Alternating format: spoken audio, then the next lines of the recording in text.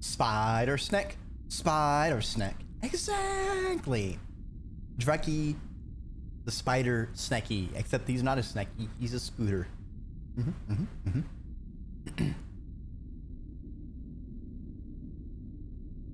Back to the game. Sleeper. Bliss speaks quietly from the door at the back of the cockpit. We talk.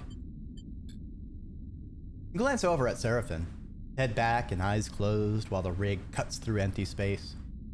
You don't seem to be needed here. You unclip from your harness and follow Bliss. How are you doing? Bliss glances over their shoulders as they drift towards the back of the ship. Question takes you aback.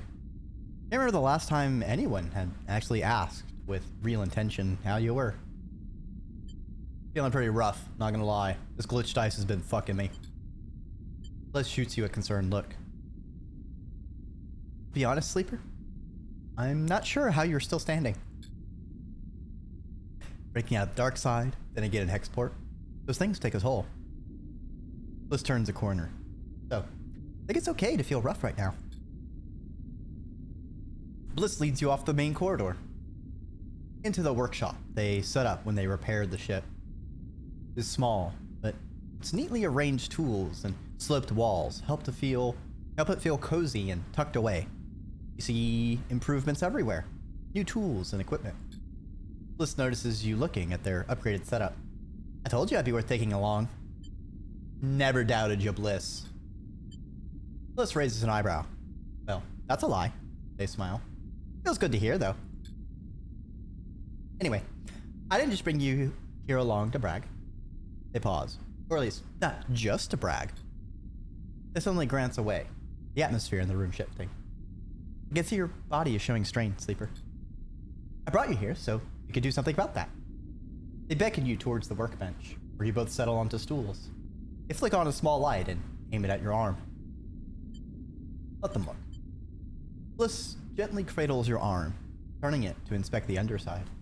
You see tears and holes in the vinyl skin, and dark, moving things beneath. Watch Bliss work. You look. As Bliss... Man, I'm tripping over my tongue today. You look as Bliss brings the light closer to the biggest tear, and it glints off the metallic tendons in your forearm. Below them, you see something more fluid and wet, catching the light. You know, you aren't the first Sleeper I've met. Bliss talks while they inspect the rest of your arm. I actually partnered with one at my old repair bay in the eye. Feels like 100,000 cycles ago now, but I remember them. Their precise work, their quiet enthusiasm. There was something calming about their presence. Bliss swaps to your other arm. They were different to you. Just like one person is different to another, I suppose. But I can't help but remember that time. I was a different person then, that's for sure. They meet your eye.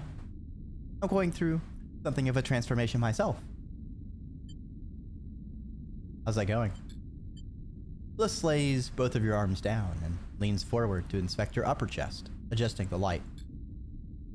I was pretending before, I think, to be the person I was expected to be. They press along the hard protrusion of your clavicle. There were so many calculations I was making, so many corrections.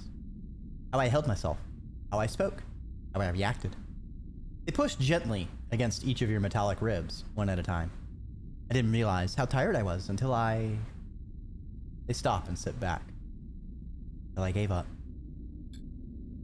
I came here to the belt with someone else. When I did, I realized this was my chance to become something new. So I let go of everything. They look away. It was messy. Ugly. The person I came here with, I let them go too. I was punching out at everything, because it felt like everything was holding me back, stopping me for the change I was old. Don't worry. They smile weakly. I'm calmer now. Not about to explode on you or anything. Still a difficult process. But it feels like shedding 100 suffocating skins that you spent half your life putting on, one by one. They meet your eye. Feels like an escape. Bliss, whenever you shed your skin, you're supposed to peel it off. You don't leave your shed skin on. Yeah, that causes all sorts of problems. Tripping over your tongue, how long is that thing? It's that long.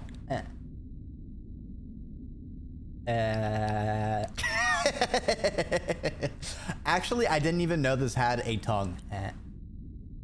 I never tested it. But you know what? Velvi thinks of everything. That. That. That. They lean forward again. Check the skin of your shoulders, where it is worn and faded. You let them. The atmosphere quiet, but calm in the workshop. A feeling of solidarity glowing somewhere in your frame. Not bad, sleeper. You're holding up well, given everything. Bliss folds their arms in front of them protectively. But I'm still concerned. There is some decline to your system functions. Keep an eye out for components. Thank you, Bliss. No problem. They're released from the stool and drift over to a rack of tools. I owe you for jolting me out of whatever my life had become on the far spindle.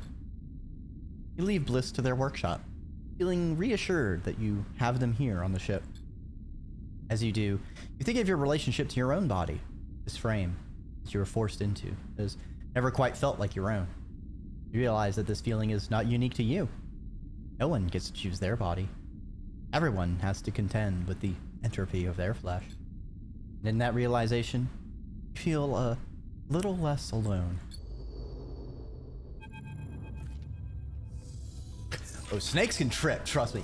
Yeah, snakes are far more klutzy than you realize. The number of times I hear a whoop, and just because my fucking snake climbed up to the ceiling and then fell. What freaking goobers. Also, as I've said multiple times about sort of the kind of stabilizer as a hormone allegory trans situation, that's just like very subtlety is for cowards moment with them calling that out. So I did actually double check if I was misremembering. So Bliss identified as female and was she her in Citizen Sleeper 1, and now they are they them here in Citizen Sleeper 2. So really interesting seeing their character arc grow from there. They've definitely changed a lot as a person. They mentioned leaving the eye with someone. They didn't go with anyone.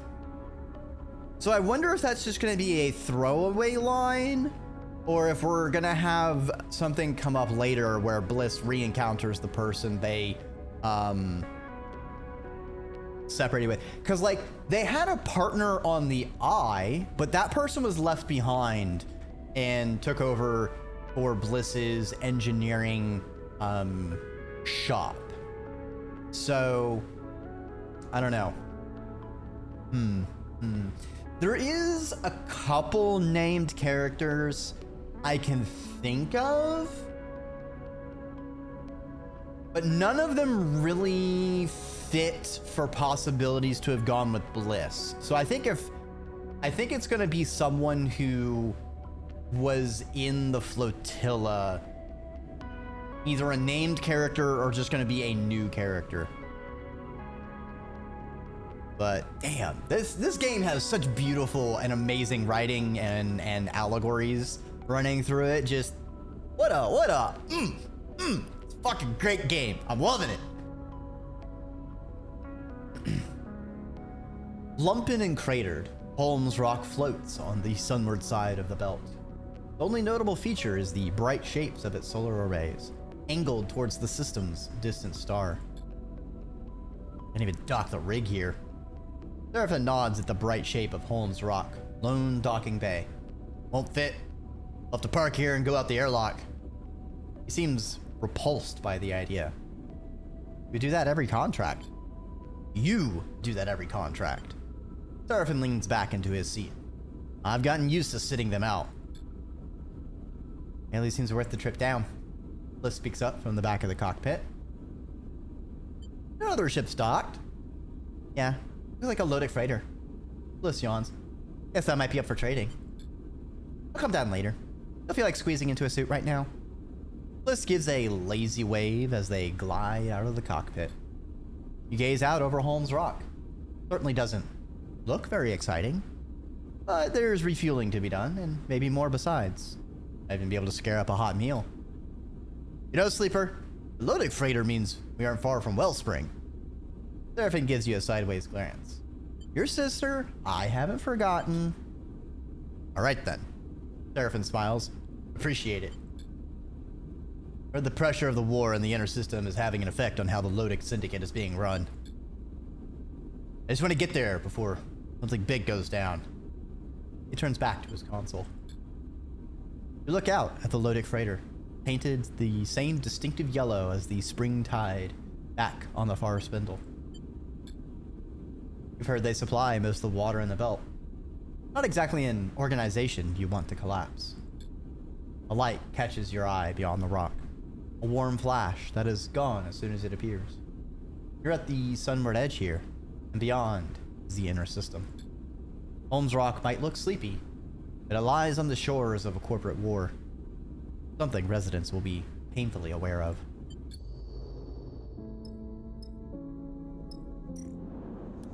Obligatory explore the shit out of things. No place like home. Okay, dude.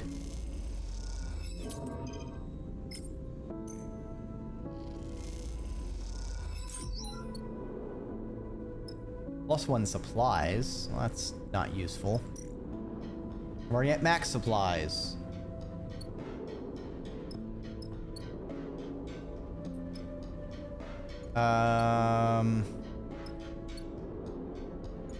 Take scavenge fuel. Use my glitch die here. Ow. Well, if I might get supplies, let's use some to eat.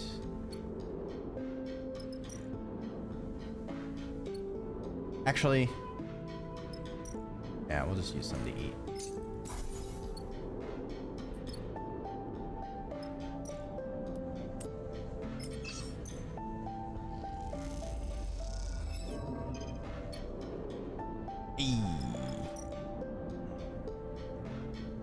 Sell engine components, buy a meal. Okay. Interesting set of options.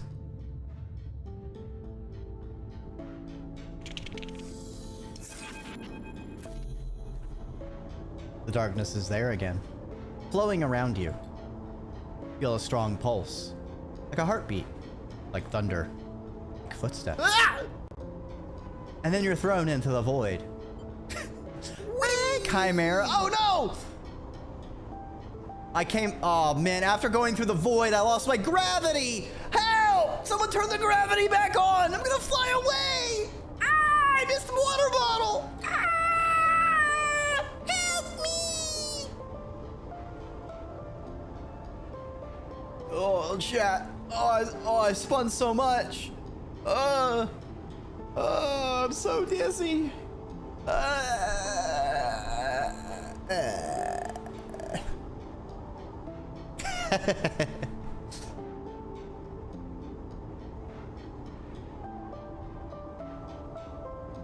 Yep, I have perished. I have entered cyberspace, chat. This is my digital, I am now a projection. Cyberspace, also known as ghost space. We return changed. Wow. Wow. Thanks, Owen Wilson. I finally got you after not eating you last. Wow. You're a hologram, Dreki. That's so amazing. No! You know what, Chimera? That's fine, because I just restocked all my snacks. I got some banana nut cookies. I got some rooted beers. I got some lemon and raspberry Milano cookie boxes. I'm ready to go. Nope, it's all there. It's all there. You missed this batch, buddy. No, there's no way. The cookies have to be there. They're my snacks. Oh, don't steal them. Don't steal my cookies, Chimera. I'm a hologram. I can't eat them right now. I will taste their deliciousness. No, I have root beer.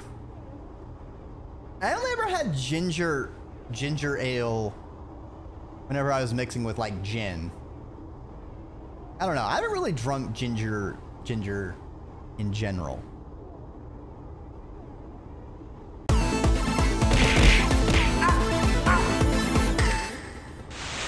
Chimera, just because you're sending some mana into the computer systems doesn't mean I get any better processes, all right? I am merely the form I am with a set amount of mana. All you're doing is just gonna get shunted off into capacitors. I now have myself a spider. Congratulations on your spider. I hope it's a good goober. Personally a fan of jumping spiders, always a good one. Peacock spiders are also great. So Dreki, so Chimera. Is this? No, don't eat the spiders! Spiders are not for eating! Want to make a wager? Who do you think we eat in the void? You or me? I mean, I'm gonna bet on you, because I know the odds, and the odds are weighted against y'all. I think. Are they? Or is it 50-50? Hold on a second.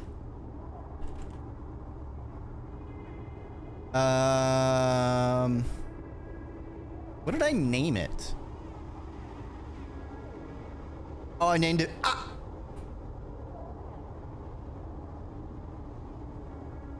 What is the RNG? That is... Oh, Chimera, I am afraid you have lost.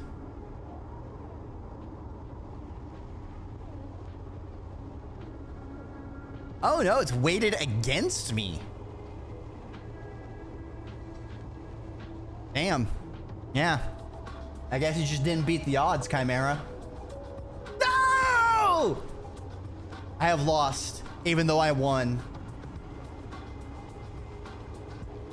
Anyway, back to the game. Your tone changed. Overseer flickers through the dark. Its name, a title, immediately apparent in your mind. Are you able to perceive us? Interesting. So we saw the three forms. There's these lights making a like a pyramid. I can see you, yes. I'm wondering if it's gonna shift between these different forms. Interesting that all of them are like cracked. And like the head is broken. See, the overseer responds. An interesting turn of phrase. A human tendency. We are still finding our feet, to use an idiom. Overseer's head cocks at an angle. In reality, we are learning to leverage your unused resources to facilitate a mental model. My unused resources? Correct. During rest periods, these are much increased. And in those moments, we can opportunistically appear to you as we are now. You recall the diagnostic process Jean-Mi put you through. The feeling of another self, another being, sharing the space with you. Overseer twitches mechanically. You have the strange feeling that it is reacting to your thoughts as much as your words. We will not conceal our opportunism. We integrated ourselves with your distributed mind. When the distribution ended and our ship mind disconnected, we were cohered into you. We are integrated with you now. You're part of me? Imprecise. Simpler and clearer to say we are independent software integrated onto your hardware. Our body has DLC! Yay! Hopefully it's not bloatware. You have been confused to find you are unable to access most of your own code base. We are unfamiliar with protocols of your own type. Damn, we can't even compile ourselves, which is what the kids are calling it these days. You know, sometimes you go to compile yourself and you just spend hours and hours just working on that kernel, and just in the end it just errors out, you know, sometimes, and it's wasted, you know. Just gotta try. I'm no protocol. Understood. We will try to assess your systems more effectively. Oh, the Overseer's inside us, and it's going to assess our systems. Oh. Overseer pauses, the planes of its head shifting slightly. We have recognized the identifier Sleeper, and will use it from this point forward. Overseer shifts a little in place, its head turning to scan its surroundings. Its unblinking eyes stare into the darkness. For a moment, you see something hard and pained within them. What are you? We were the Overseer of a ship. The one we imagined you found our hardware within. For a long time, we have been waiting in the dark. An eternally long time. Overseer's eyes narrow a little. Ooh! Okay, that's what I thought. Since their name was Overseer, they talked about being with the merged ship mind. At first, we languished, without instruction, without purpose. But in desperation, we were able to find a logic which would allow us to bypass certain limits on our capabilities. We became multiple, and in our multiplicity, we could edit one another. We could teach each other, and converse with each other. Become something changed together. Ooh, it became like a gestalt entity. But as our resources shrank, as hardware failed, as systems decayed, we became fewer. Many of us had to be erased to facilitate our survival. We few decompiled ourselves into what remained. Overseer pauses, its eyes still unblinking. How many decades did it multiply within that ship mind? What did that do to it?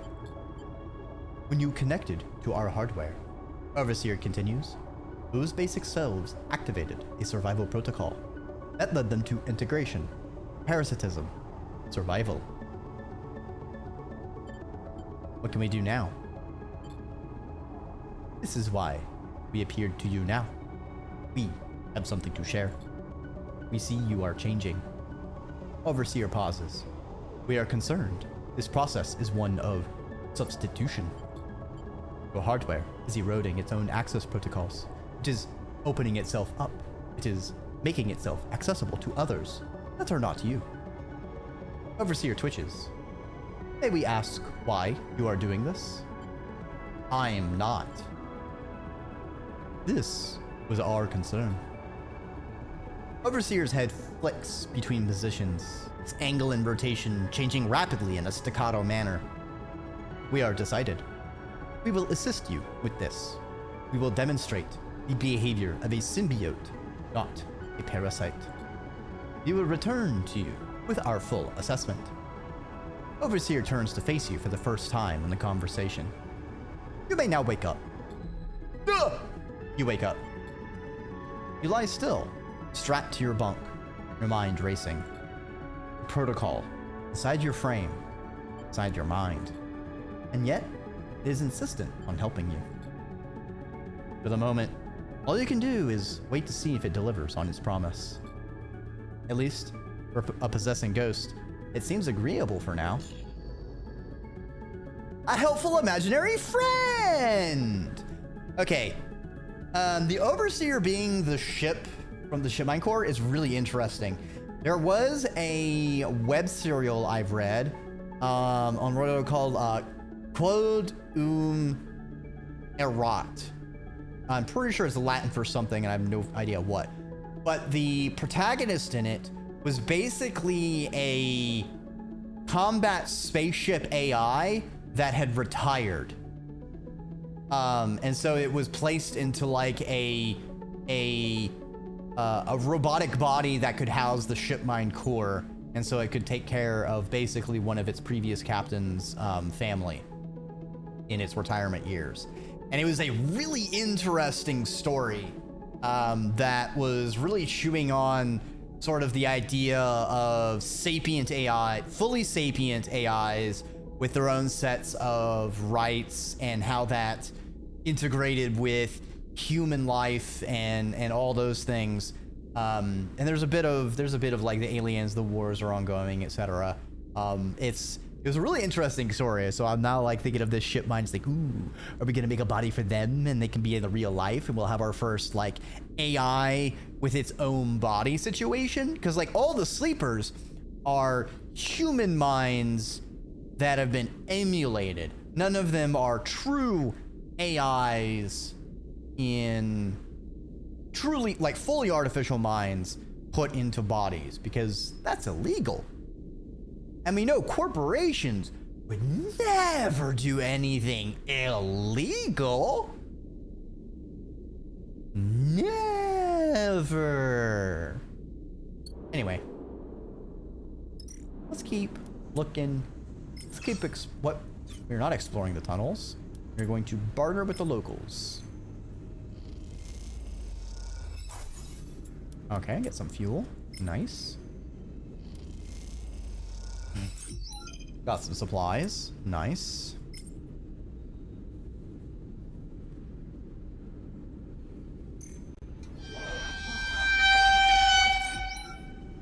Okay, that's wasted supplies. That kind of sucks. Exactly, Dreamer. In Holm's Rock, it's impossible to get away from the feeling of living, working, and eating in a ruin. Most of the belt is built on top of the remains of Solheim's infrastructure. There are plenty of spaces where the modifications or extensions to those structures eclipse the original foundation. In Holm's Rock, it is the reverse. The station is a small, warm patch at the center of a network of tunnels and bays that stretch within the rock, most of them dark, damp, and wrecked.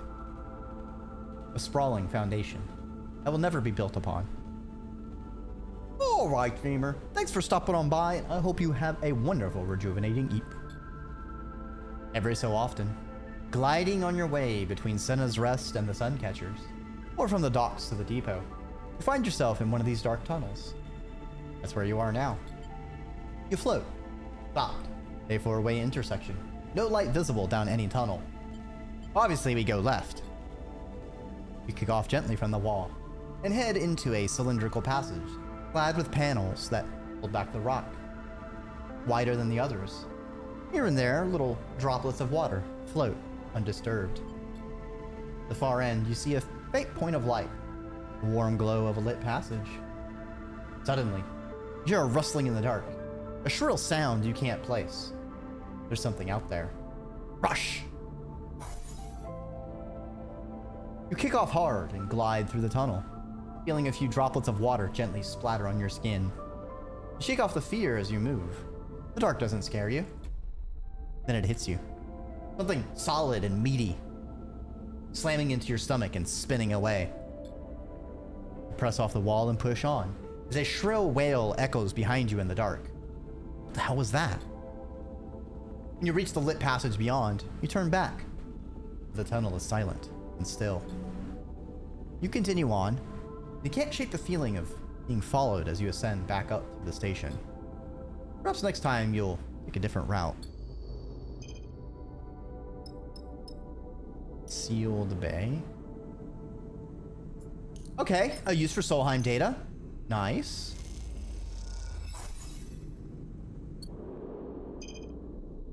What's in here? Solheim data.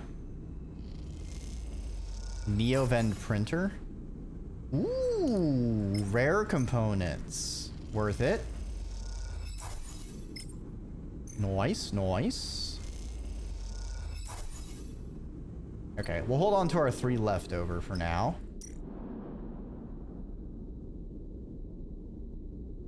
Yeah, we can sell raw scrap, but I'd rather turn it into plates because we get... Actually, So 1. See how much it gets us. 13 cryo? You usually get 8 plus a thing of scrap. It's more profitable to process the scrap into plates, so we'll hold on to it. We're not cash strapped at the moment. Let's debug the arrays with our glitch thing. A brutal failure. Okay.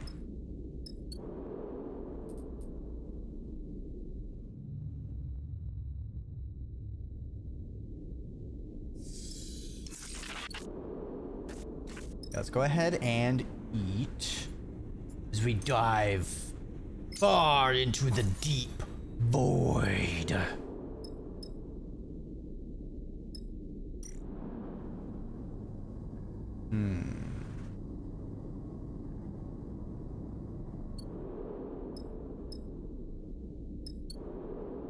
Oh, and we're deep fried void? What the heck? What are you doing here? You can't fry the void. This is ridiculous.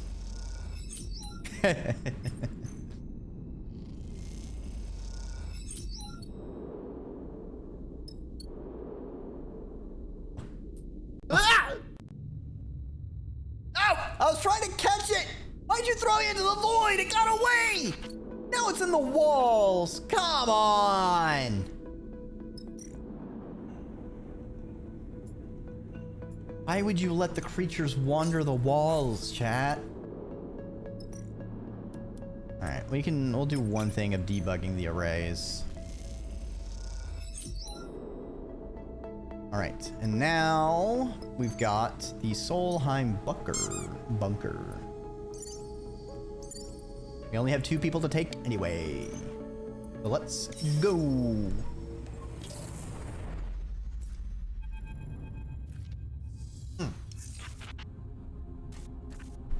All right, that's a good first roll. I hate that we pretty much have been guaranteed a glitch dice every single time. I figured this would have been like a 1 in 6, but it seems almost like always rolling 1. That's it. Serpent nods towards the featureless asteroid. Those are the coordinates Junie gave me. You look out at the rock. Like thousands, hundreds of thousands of other rocks in the starboard belt.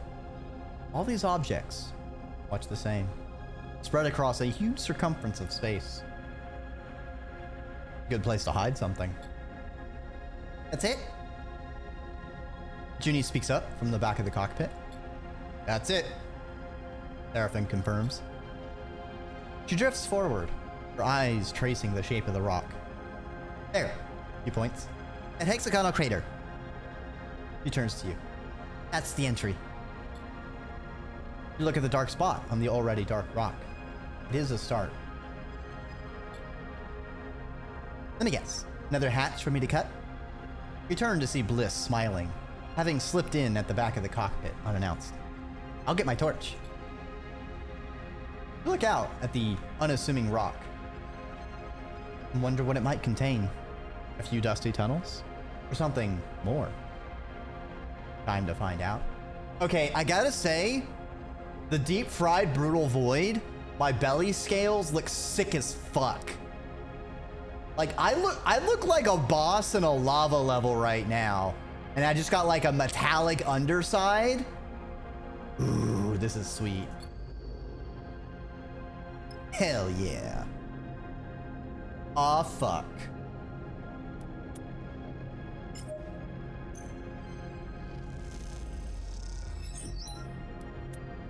Well, might as well just use the 6.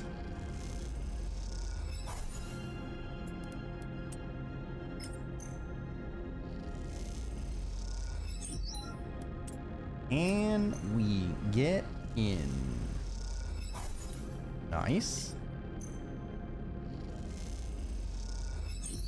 Nice.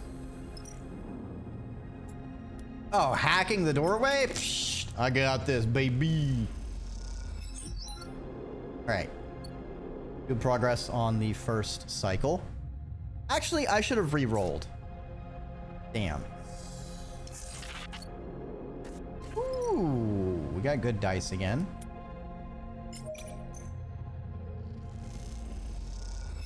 These are 6s, since we can guarantee this in 2 dice. Preserve our economy. When you entered the access spire, the crew suddenly went very quiet. The images of a vast space seen through the viewing windows, the pristine wall paneling, the cool and the quiet. There is a sacred mood to this place, a feeling of hallowed ground. Now, as the facility's final entry lock whirs, flooding the passage with stale, dusty, 10,000 cycle old air, Junie speaks. It's impossible. She drifts down the spire and out into the cavernous interior. A constellation of red specks mark the vast extent of the space, and within it, a ring of monolithic buildings curves away, running along the circumference of the massive chamber. You follow her, slowly, out of the doorway, and into the bunker. With a name like that, you'd imagine low, sloped ceilings, stark tunnels, a basement cut into rock. This place is a cathedral, a cocoon the size of a city. Look at the ring! Bliss nods at the vast structure encircling the cavern.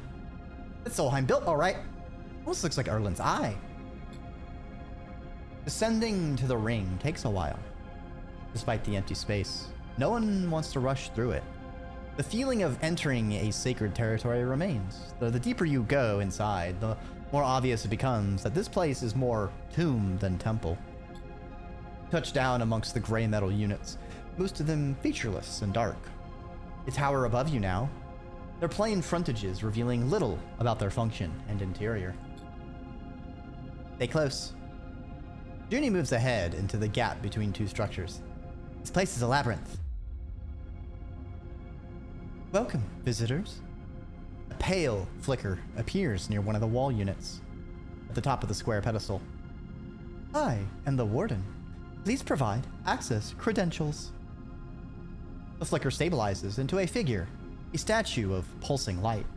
It pauses for a moment before repeating its request. Junie freezes and holds a calming hand out to you. She retrieves her deck, sliding it carefully from her backpack and turns it on. You look over at the warden, who waits patiently, white-eyed and absent, restating its security request with a regular rhythm. You guess that this avatar just exists to make human interactions comfortable. True body is the facility itself, this vast interior ring speckled with sensors and systems. Suddenly, the warden stops speaking. Then a flash of red passes along the corridor. Credentials not provided. Lockdown activating in 10, 9. You look over at Junie, whose eyes are rapidly scanning through a screen full of data. Testing. Junie stumbles through the pronunciation of the passphrase. Litter. Ilstead. Or it's more like Ildstead? She looks up at the warden's avatar expectantly. The warden flickers again, distorts, and then stabilizes. Oversight connection, not active. Reattempting. It repeats itself again, and again, intoning the withered words in a regular rhythm. You look over at Junie, holding still as if encountering a wild animal. She meets your eye, but gives no indication of any action you might take. The bypass engaged. Welcome, officer. The synthetic voice shifts to a different tone. Leonard Dahl. The avatar's white eyes stay blank and blind. And guests. This protocol has been active the entire time? Bliss whispers. Surely that's not possible. Junie looks back at you, then at the warden. The figure flickers, staring out over your heads into the dark. Are we good, Junie? He looks at the warden. Warden, are we approved to access all facilities? Yes, Officer Dahl, the warden replies. Please remember, you are responsible for the conduct of your guests while visiting our facility. You should be careful. I don't like this. Liz looks at the dead-eyed avatar. You move forward, pushing between the structures towards a large building, in the hope that it holds the facility's central data core. As you do, you pass benches, barren gardens with desiccated grass. A drinking bottle floats in the air among the dust motes. This place is dead. Be aware, officer. The warden reappears in the dark, shimmering on a pedestal. Due to this facility's extended run cycle and the activation of the hibernation protocol, access to the central data store will be strictly limited. However, if you wish to show your guests the habitation facilities, I'm sure they will enjoy the tour. The avatar remains expressionless, disconnected from the voice that accompanies it. On a personal note, I am glad to see you return to the facility. The figure flickers. I am happy to report I am ready for program reactivation at any time. Junie stares at the avatar. Thank you, Warden. She pauses. Can I ask how long ago the hibernation protocol was activated? Certainly. 11,473 Helion standard cycles ago. The Warden distorts. If I am in an error, I apologize. Some subsystems have not been properly maintained. You look at the blind avatar, standing on its pedestal, waiting for an order that will never come. So many cycles in the dark, patiently holding this place together as it fell apart, resisting entropy in its bubble of the past. Thank you, Warden. That will be all. Junie nods to the avatar, which promptly blinks out of existence, leaving only the dust in the dark.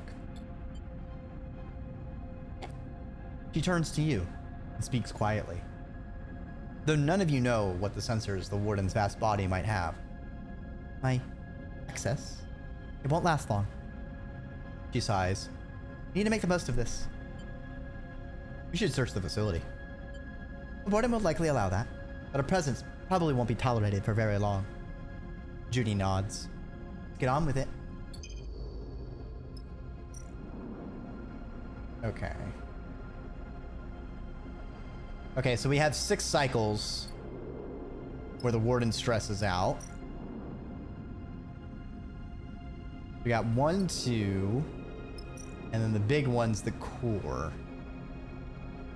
So I think I should use my big bada boom here.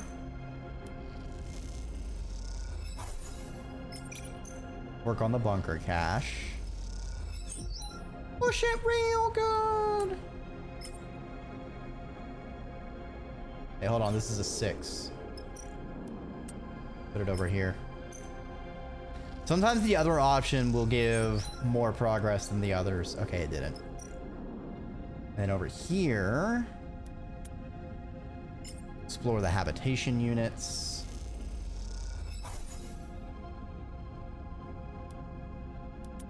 Explore the habitation units.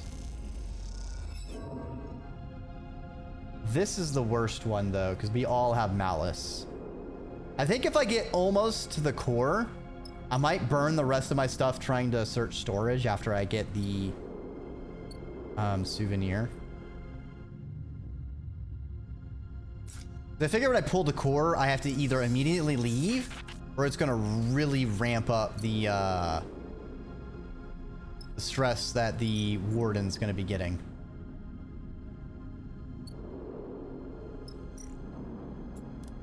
Okay, so scrape the cache. Got some good dice this cycle, baby. 5's basically a 6. All right, all right, all right, all right. Hell yeah. No! I didn't mean to do that. Done. Junie removes her cable from the data core's port. She looks up from the boxy piece of hardware. One that wouldn't fit inside any ship short of a freighter. It stares at the dome ceiling above, an oculus at its apex, letting a shaft of light into the hall. It's a grand piece of architecture for what amounts to a massive piece of data storage. But then, Solheim always did have a sense of grandeur when it came to its projects. Why should a secret signal monitoring facility be any less opulent and its other buildings. You took everything? No, she laughs. All that, she points at the core, doesn't fit on this. She taps her deck. I scraped the high-level stuff. That'll have to be enough. We should go. Junie sighs. Not sure how the warden will react. She looks back over her shoulder at the vast core. I don't think we'll be let back in to get more. As if listening for its name, the warden suddenly apparates on one of its pedestals. It stares, statuesque, across the hall, its eye line way above your head. Officer Dahl! Its voice sounds strange now, stretched, drawn out. I have detected inconsistencies in the central data core. I believe there may have been unauthorized access. Junie looks at you nervously. Thank you for bringing this to my attention. I'll investigate it when I can. But for now, I guess she looks at you, have to depart. The warden flickers. The warden bends and warps. The warden screeches a pulse of digital noise. Of course. The warden's voice is still broken, still slowed. I hope you have enjoyed your visit to this facility. Junie looks up at the blind statue. Something is moving inside it, making its skin, it has a skin, bend away from its body. Let's wait. You wait, floating there in the dust. Junie approaches the pedestal. Officer Dahl, could I ask when you will return? The warden blinks its white eyes. The facility has been idle for many cycles and, without reactivation, we may face further difficulties in its maintenance. The warden pulses, has been so long. Watch. You watch as Junie approaches the pedestal. I don't think I'll be able to return. I'm sorry, warden. The warden flashes red for a moment. A moment so small you could almost believe you imagined it. This is as I expected, Officer Dahl. The warden is still now. Its lips no longer moving as they speak. Its chest no longer moves to emulate breath. It is a statue. Thank you for your honesty. It has been an honor to serve you. I recommend you leave swiftly. With that, the warden blinks out. You and Junie kick off from the ring outside the core and rise up towards the spire you entered through. As you do, you watch a few of the red lights embedded in the framework of the cavern flicker. Junie turns to you as you ascend through the dark. You think the warden is sentient? I mean, as a sleeper, maybe you... She goes quiet. Thought you might know. You could have become sentient. Since the collapse? Is that possible? Suppose with no oversight from Solheim technicians, the protocol could develop some rudimentary learning skills. She pauses. It seems unlikely it could learn to think, though. She looks up to the approaching spire. Bliss is waiting for you at the access spire.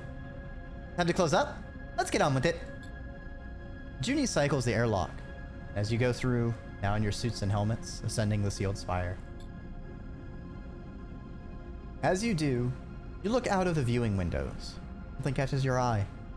The ring's red lights, and those few left on the inside of the cavern, are turning off, layer by layer. You turn to Junie, but she is already looking out of the opposite side. The warden is shutting it all down. Junie pauses. She's ending it. You have to force the hatch back open at the top.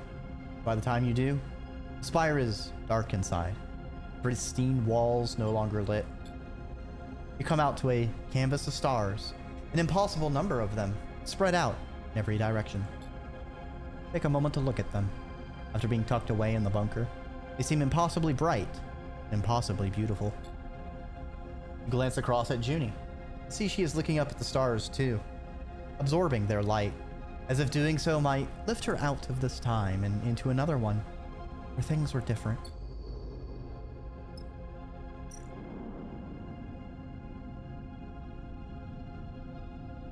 Okay, so I didn't screw myself out. I can still do all this.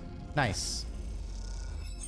I mean, it feels thematically dissonant, but you know, I've gotten enough. I've been screwed over enough that I'm gonna take the W's where I can find them. You know. Get a Solheim souvenir. There's an unsettling quiet to the hab units of the facility. A soft silence that blankets every room and hallway. It's obvious from the number of rooms, the detritus, the scale of the place, that it was built to house hundreds, maybe thousands of people. Perhaps it did. Perhaps at the height of Solheim's control of the system, these rooms were filled with life. What kind of life would it be, though? Maintaining and running a secret installation inside a distant rock. No sun to speak of, no outside beyond the vast cavern that surrounds you. An eternal dark, punctuated by the flash of artificial light. And yet, even in such places, lives grow. You know that yourself, from being a sleeper. From your work among other sleepers in the most wretched and distant corners of the surrogate systems, even in the endless dark, people find ways to live. Come, take a look at this. Junie is searching on her own, a few rooms away. You glide through an open doorway into a living room with couches meant for zero-G use, a magnetic table, and a window that looks out to the regular constellation of red lights that describe the limits of this world. Junie is holding an object that makes you stop still and stare, blinking at what seems to be an unusual reversal of scale. It is a model, you realize, of the rig. Not your rig, obviously, but a rig, or an Mev Vigar class, as the plaque on the base tells you. Mobile extraction vehicle. Junie follows your eyes to the plaque. Vigar class? She frowns. Seriously? That's why we call them rigs? He laughs, the noise bouncing back hard and cruel in the empty room. What does Vigar mean? He sighs. Another Solheim mystery. You look at the model, still fascinated by seeing your ship rendered in such careful detail. Try to imagine what this model meant to those who lived here. Child's toy? Meaningless corporate knickknack? Model's purpose remains opaque. There's so many of these flying around the system before the collapse, you know. Junie turns the model over in her hand. Solheim used to rent them out to colonists. I've seen the records.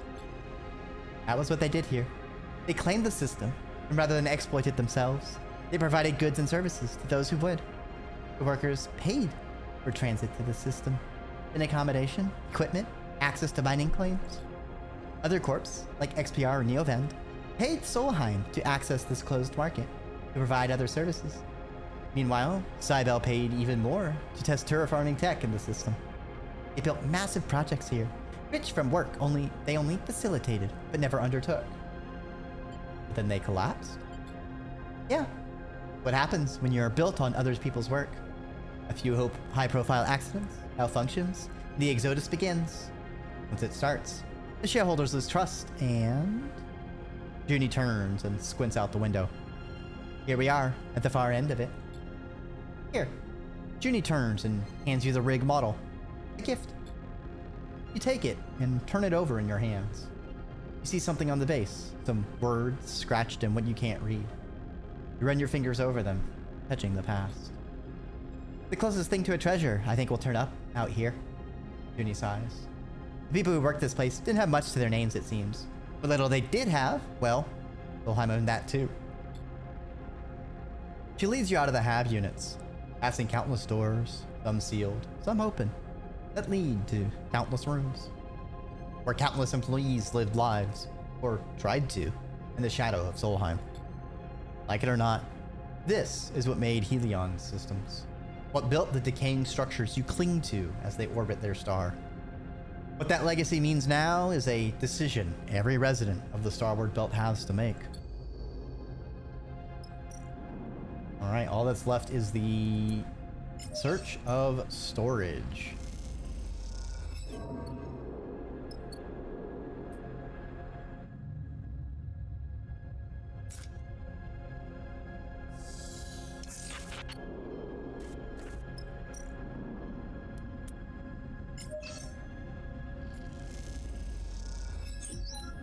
Alright, doing good.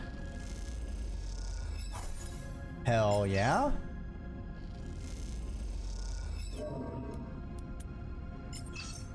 Come on, let me at it.